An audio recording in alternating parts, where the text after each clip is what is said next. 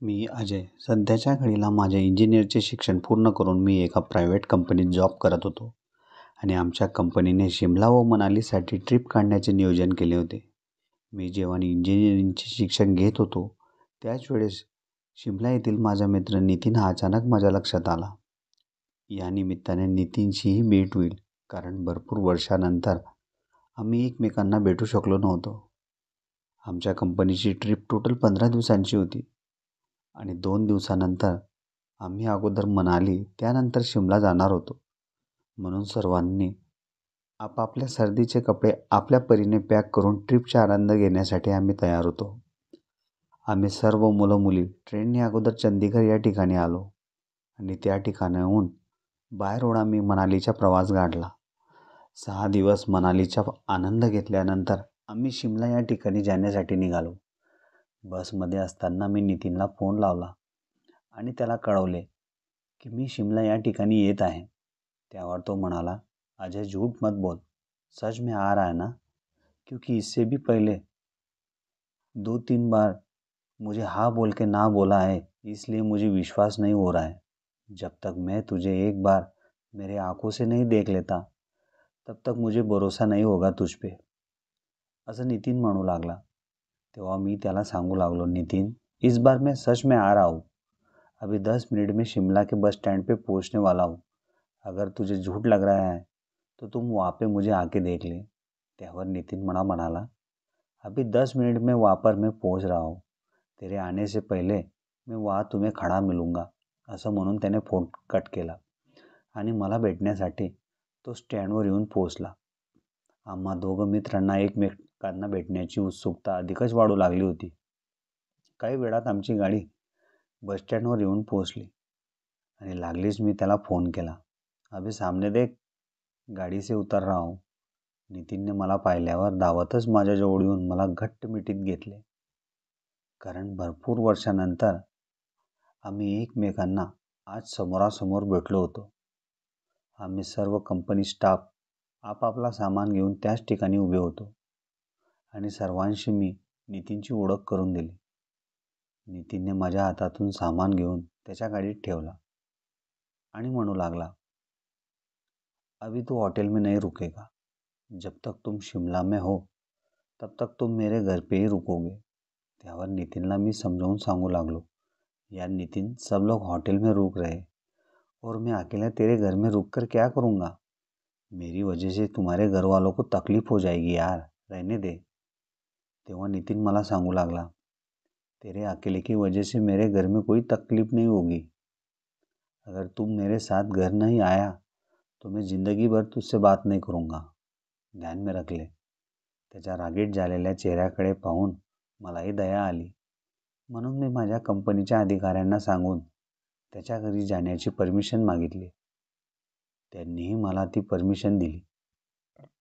म्हणून नितीन फार आनंदात होता आणि आम्ही दोघेजण मिळून त्याच्या घरी जाण्यासाठी निघालो. नितीनचे घर हे बसस्टँडपासून अर्ध्या तासाच्या अंतरावर होतं. उंच टेकडीवर भलं मोठं घर होतं त्याचं आणि आजूबाजूचा परिसर इतका सुंदर होता. अशा निसर्गजन्य वातावरणात येऊन मला असं वाटू लागलं होतं की जणू मी स्वर्गातच आलो आहे की काय. नितीन हा सरकारी नोकरीवर होता. काही वेळातच मी व नितीन घराच्या आत शिरलो. घर आतून इतकं सुंदर सजवलं होतं की असं घर माझ्या आयुष्यात मी कधीच पाहिलं नव्हतं. त्यानंतर नितीनने मला सोफ्यावर बसवले आणि आतून एक सुंदर बाई पाणी घेऊन आमच्यासाठी आली. त्या बाईशी नितीनने माझी ओळख करून दिली. अजय, यह मेरी भाभी पूनम है. पूनम भाभी उंच, गोरी, लांब सरळ केस, काळेभोर डोळे, गुलाबी गाल व हलकीशी ओठांवर लावलेली लिपस्टिकमुळे तिची सुंदरता अजूनच खिलून दिसत होती. मी एकटक त्याच्या भाभीकडेच पाहत होतो. पाणी पिऊन झाल्यानंतर मी नितीनला विचारले, नितीन, तुम्हारे बड़े भाई दिखाई नहीं दे रहे, कहीं जॉब करते हैं क्या वो भी. तेव्हा नितीनची भाभी म्हणाली, हाँ अजय भैया, जॉब करते हैं, मगर वो 6-7 महीने के बाद घर लौटते हैं. वो मर्चंट नेव्ही में है. संध्याकाळची वेळ होती. अजयने मला माझा रूम दाखवला आणि बॅग घेऊन मी त्या रूममध्ये गेलो. प्रवासात आणि थंडी असल्यामुळे सकाळपासूनच तेच कपडे अंगात घालून ठेवल्यामुळे मला थोडं कसं तरी होत होतं. म्हणून फ्रेश होण्यासाठी मी बाथरूमच्या दिशेने जाण्याचा विचार केला. 2 रूमसाठी कॉमन बाथरूम होता आणि मास्टर बेडरूम हा त्याच्या आईवडिलांसाठी होता व दुसरा रूम हा नितीनच्या वहिनीचा होता. मी ज्या वेळेस बाथरूमच्या दिशेने जात होतो त्याच वेळेस माझं लक्ष वहिनीच्या बेडरूमकडे गेले. तेव्हा वहिनी आपल्या चेहऱ्यावर काहीतरी क्रीम लावून चेहऱ्याला सजवत होत्या. ती कॉन्ट्रास्ट कलरची साडीमध्ये आणि हातात घातलेल्या मॅचिंग बांगड्यांमुळे वहिनीची सुंदरता अधिकच सुंदर दिसत होती. वहिनीची पर्सनॅलिटी एवढी सुंदर होती की तिच्यावरून नजर हटवण्याची हिंमतच होत नव्हती. काही वेळ वहिनींकडे पाहिल्यानंतर वहिनींनी हळूच आपली मान माझ्याकडे वळवली. तेव्हा आमची नजरानजर झाली आणि मी लाजून मान खाली करून त्याच ठिकाणी उभा राहिला. तेव्हा अचानक वहिनींचा आवाज माझ्या कानी पडला. अजय, कुछ चाहिए था क्या तुम्हें? त्यावर मी लागलीच वहिनींना म्हणालो, भाभी, मुझे टॉवेल चाहिए था. तेव्हा वहिनी लागलीच बाल्कनीत जाऊन त्यांनी माझ्यासाठी टॉवेल आणला आणि मी त्यांना धन्यवाद भाभी असं म्हणालो आणि सरळ बाथरूममध्ये गेलो. बाथरूम आतून फारच सुंदर व मोठा होता. सर्व फॅसिलिटी ज्या मनुष्याला हव्या असतात त्या सर्व त्या ठिकाणी उपलब्ध करून ठेवल्या होत्या. बाथरूमच्या एका साईडच्या कोपऱ्याला भला मोठा पडदा लावलेला होता. त्या पडद्याच्या आड खूप मोठं असं बाथटब होतं आणि साईडला खूप मोठं कपाटसुद्धा होतं. त्या कपाटाला उघडण्याची माझी इच्छा झाली. त्या कपाटाला ज्या वेळेस मी उघडले आणि समोरचे दृश्य पाहून माझे डोळे मोठेच झाले. कारण त्या पूर्ण कपाटभर पूनम वहिनीचे कपडे भरले होते. वरच्या भागाला वहिनीचे आतले कपडे आणि खालच्या कप्प्यात वहिनीच्या साड्या वगैरे होत्या. ते सर्व दृश्य पाहून पूनम भाभीबद्दल माझे आकर्षण जास्तच वाढू लागलं होतं. काही वेळानंतर मी फ्रेश होऊन बाहेर आलो आणि तयार होण्यासाठी मी माझ्या रूममध्ये गेलो. तयार होऊन लागलीच मला नितीनचा आवाज आला. नितीन मला जेवण्यासाठी बोलवत होता. कारण की आता रात्रीचे 8 वाजले होते आणि नितीनलाही ड्युटीला जायला उशीर होत होता. कारण तो शिमला या पूर्ण जिल्ह्याचा उपअभियंता होता. जेव्हा मी डायनिंग टेबल जवळ येऊन पोहोचलो तेव्हा नितीनचे आईवडील अगोदरच त्या ठिकाणी बसले होते. मी त्यांचा नमस्कार करून आशीर्वाद घेतला आणि त्यांनीही माझ्या चेहऱ्यावरून हात फिरून मला अभिवादन दिले. त्यानंतर त्याचे आईवडील मला विचारू लागले, बेटा अजय, तुम्हारी जॉब कैसी चल रही है? त्यावर मी त्यांना म्हणालो, अभी तो काफ़ी अच्छी चल रही है अंकल. आपकी तबीयत कैसी है? तबीयत की तरफ ध्यान रखा करो, अभी उम्र ज़्यादा हो रही है आपकी. नहीं नहीं बेटा, नितिन अच्छे से ख्याल रखता है हमारा और पूरे घर की जिम्मेदारी वही उठाता है. जब तक उसका भाई आता नहीं तब तक. नंतर पूनम वहिनी स्वयंपाक घेऊन डायनिंग टेबलवर सेट करू लागल्या आणि मला म्हणाल्या, अजय भाई, आ जाओ, खाना लगा दिया है. आम्ही सर्व मिळून जेवणाचा आनंद घेऊ लागलो. जेवण झाल्यानंतर आम्ही हॉलमध्येच सर्वजण मिळून गप्पा करू लागलो. माझं लक्ष पूनम वहिनींकडेच होतं आणि अधूनमधून छोट्या नजरेनेही वहिनी माझ्याकडे पाहू लागल्या होत्या. आमच्या गप्पा 2-2.5 तास फार रंगल्या होत्या. त्यानंतर आम्ही आपापल्या रूममध्ये झोपण्यासाठी जाऊ लागलो. नितीननेही मला भेटून त्याच्या ड्युटीसाठी तो निघू लागला होता आणि सुबह मिलेंगे अजय असं म्हणून तो निघाला. रात्रीचे 11:30 वाजले होते. जागा चेंज झाल्यामुळे मलाही झोप लागत नव्हती. म्हणून मी मोबाईलमध्ये यूट्यूबवरील व्हिडिओ पाहू लागलो होतो. आता थंडीसुद्धा काही प्रमाणात वाढली होती. म्हणून मी रूममधून बाहेर येऊन हॉलमध्ये आलो आणि समोरील दृश्य पाहून आम्ही ज्या आशेने शिमला या ठिकाणी आलो होतो ती इच्छा आमची पूर्ण झाली होती. कारण बाहेर स्नोफॉल चालू होता. खिडकीतून सर्व दृश्य मी टिपत होतो, पण बाहेर जाण्याची हिंमत होत नव्हती. म्हणून मी परत माझ्या रूमच्या दिशेने जाऊ लागलो आणि अचानक माझं लक्ष पूनम वहिनीच्या रूमकडे गेले. रूमचा लाईट ऑन होता आणि वहिनींच्या रूममधून कुजबूज करण्याचा आवाज मला ऐकू येत होता. मला वाटलं वहिनी ह्या तिच्या नवऱ्याशी फोनवरती बोलत असाव्यात, कारण ते सुद्धा 7-8 महिने घरी नसतात आणि त्यांची आठवण वहिनींना येणे स्वाभाविकच आहे. आणि त्यानंतर मी माझ्या रूममध्ये येऊन झोपलो. असेही मला सकाळी लवकर उठण्याची सवय होती, कारण सकाळी सकाळी उठून मी 15-20 मिनटं योगा करायचो. योगा झाल्यानंतर मी बाथरूमच्या दिशेने गेलो आणि बाथरूमचा दरवाजा आतल्या बाजूने ढकलला आणि जसा दरवाजा उघडला तसं समोरचे दृश्य पाहून माझ्या पायाखालची जमीनच आदरली, कारण समोर पूनम भाभी अशा अवस्थेत होत्या मी तुम्हाला त्यांचे वर्णनही करू शकत नाही. त्याच वेळेस भाभी आणि माझी नजरानजर झाली आणि मी फटक्यात दार लावून बाहेर आलो. वारंवार तेच चित्र माझ्या डोळ्यासमोर फिरू लागले होते. वहिनींची सुंदरता मला तिच्याकडे आकर्षित करत होती, कारण अशी सुंदरता मी माझ्या आयुष्यात कधीही पाहिली नव्हती. आणि मला स्वतःची सुद्धा लाज वाटू लागली होती, कारण आपण नितीनच्या घरी कोणत्या कामासाठी आलो होतो आणि काय करून बसलो.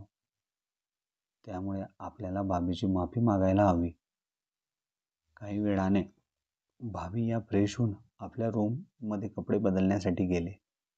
तेव्हा मला वाटले की भाभी तयार झाल्या असाव्या आणि त्यांच्याकडे आपण माफी मागावी, म्हणून मी त्यांच्या रूमजवळ जाऊन दाराजवळ उभा राहिलो आणि आवाज दिला, भाभी मैं अंदर आ सकता हूँ?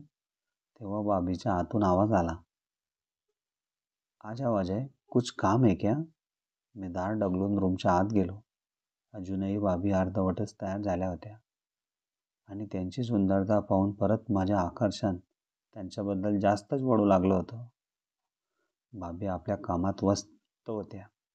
तेव्हा मी भाभींना म्हणू लागलो, मुझसे गलती हो गई भाभी, मुझे इस बात का अंदाज़ा नहीं था कि आप बाथरूम में नहीं होगी. मुझे लगा बाथरूम खाली होगा, इसलिए मैंने बाथरूम का दरवाज़ा खोला और सामने आपको देखा. मेरे मन में और दूसरी कोई भावना नहीं थी भाभी, मुझसे बहुत बड़ी गलती हो गई. तेव्हा भाभी मला म्हणाल्या, अजय मैं तो चाहती हूँ ऐसी गलती हम बार बार करें. तेव्हा भाभी काय सांगत होत्या मला काहीच कळत नव्हतं, म्हणून मी त्यांना परत विचारले, भाभी आप कहना क्या चाहती हो? तेव्हा भाभी माझ्याकडे येऊ लागल्या.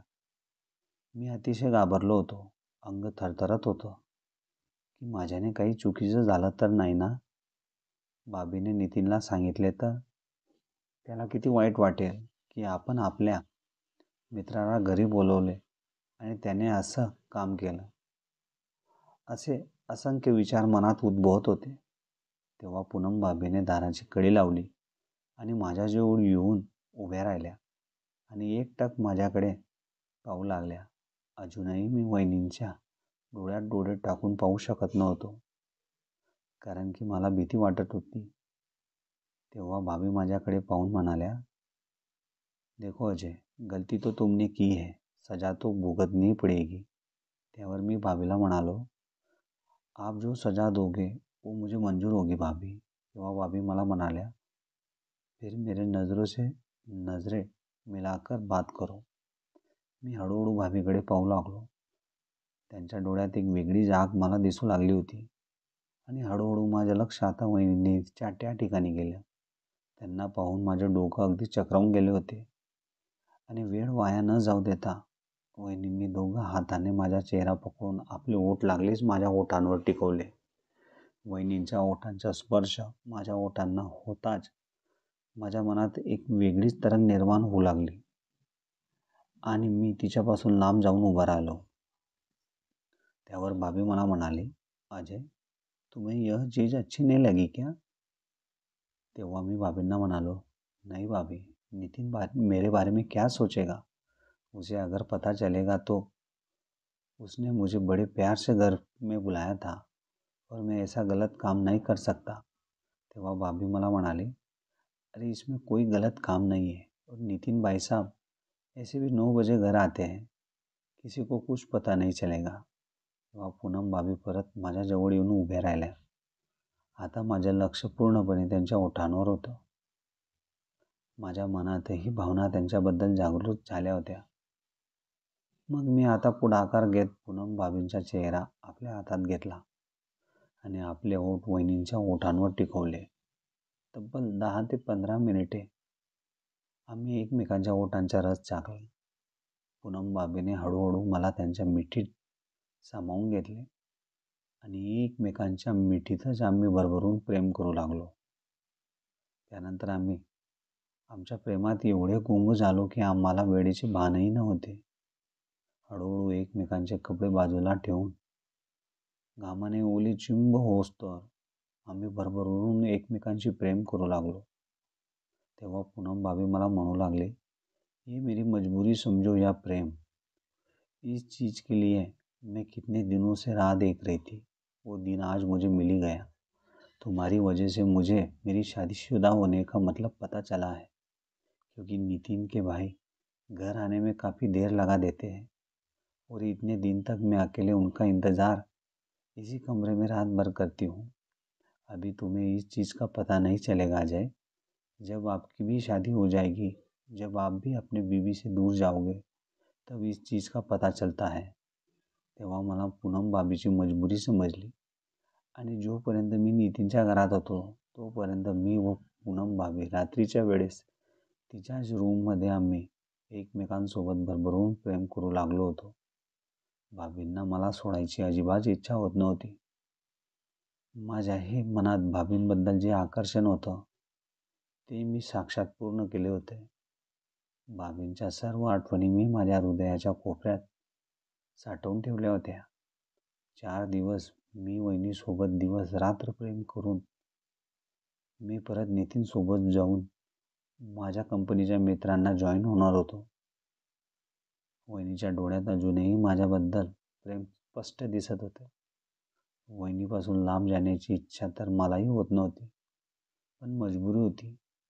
जेव्हाही आम्हा दोघांना एकमेकांची आठवण यायची तेव्हा आम्ही मोबाईलवरून व्हिडिओ कॉल करून एकमेकांशी परत भरभरून प्रेम करायचो. अशा प्रकारे मित्राच्या घरी थांबून मला त्या प्रेमाची जाणीव झाली, ज्या प्रेमाची आजपर्यंत मला चाहूलसुद्धा लागली नव्हती.